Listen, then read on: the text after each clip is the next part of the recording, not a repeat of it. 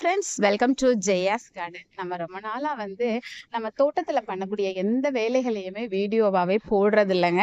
So இன்னைக்கு நான் காலையில 7 மணிக்கு வந்தப்ப கொஞ்சம் தண்ணி மோட்டர்ல இல்லை.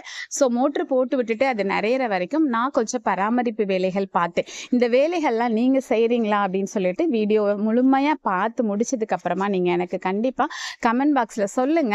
ஓகேங்களா? வீடியோக்குள்ள போறதுக்கு முன்னாடி சேனலை சப்ஸ்கிரைப் பண்ணல அப்படின்னா சப்ஸ்கிரைப் பண்ணிக்கோங்க. அப்படியே பக்கத்துல இருக்கக்கூடிய பெல் ஐக்கானை ஆல் ஆப்ஷன் போட்டு வச்சுக்கோங்க. அதான் நான் போடக்கூடிய வீடியோக்கள் உங்களுக்கு கண்டிப்பா நோட்டிபிகேஷன்ல வரும். ஃப்ரெண்ட்ஸ், வாங்க வீடியோக்குள்ள போகலாம். காலையில வந்தோடனே இந்த ஏணியை தூக்கிட்டு வந்துட்டேங்க. அதாவதுங்க, நம்ம இது போடுறது முக்கியம் கிடையாது, செடிகள் வைக்கிறது முக்கியம் கிடையாது. செடிகளுக்கு பராமரிப்பு அப்படிங்கிறது ரொம்ப ரொம்ப முக்கியங்க. நம்ம ஏற்கனவே ஓரளவுக்கு செடிகளுக்கு மேல கயிறுலாம் கட்டி கொடிகளை இது பண்ணி விட்டுருந்தோம். கொடி கட்டி விட்டுருந்தாலும் அவங்களா போய் ஏறிடுவாங்களா அப்படின்னா சில நேரங்கள்ல நம்ம ஏன்னா இது தரை தோட்டமா இருக்குது அப்படின்னா அதெல்லாம் சாத்தியப்படும். பட் மாடி தோட்டம் அப்படிங்கிறதுனால என்ன ஆகும் அப்படின்னா ரொம்ப பெருசா அவங்க பண்ணிக்காம என்ன பண்ணுவாங்க, அப்படி தரையில தான் படுறதுக்கு பார்ப்பாங்க.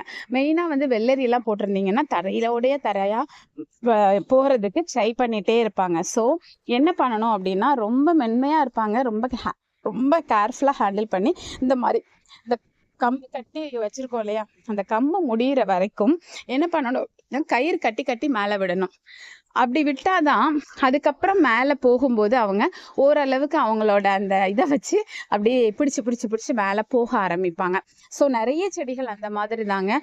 அவங்களாம் பிடிக்கிறதுக்கு சரி, அதாவது அவங்க பிடிக்கிறதுக்கு ஏற்ற மாதிரி அந்த சுச்சுவேஷன் இல்லை அப்படின்னா அவங்க அப்படியே படாப்பட்டு அங்கங்க தவிச்சிட்டு இருப்பாங்க. அப்படி தயவு செஞ்சு கொடிகளை தவிக்க விடக்கூடாது.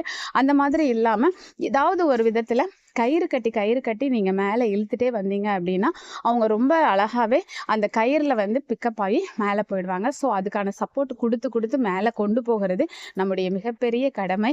ஏன்னா குட்டி பிள்ளைங்களை தவிக்க விடக்கூடாது. ஏன்னா மாடி தோட்டத்தில் தான் இந்த மாதிரியான ஒரு பெரிய டிராபேக் இருக்குது.